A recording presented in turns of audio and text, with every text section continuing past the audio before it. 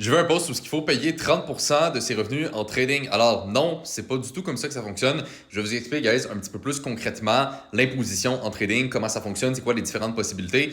Fait qu'essentiellement, c'est pas très compliqué. Il y a vraiment deux possibilités. Donc ça va soit passer en revenu ou en gain en capital. Ce qui fait la différence de ça, c'est le style de trading que vous avez. Ok? Donc quelqu'un qui fait par exemple du day trading, qui passe beaucoup de temps par jour devant ses graphiques, qui prend plein de transactions, ben ça va être tout simplement du revenu. Ok? Donc c'est vu comme si c'était un travail, tout simplement. Si vous faites plus du swing trading ou mettons juste des positions moyen-long terme, là, ça va être plus du gain en capital. L'avantage de ça, c'est que le revenu est imposé à 100%, mais le gain en capital va seulement être imposé de moitié. Donc, point de vue fiscal, beaucoup plus intéressant d'y aller avec une approche swing.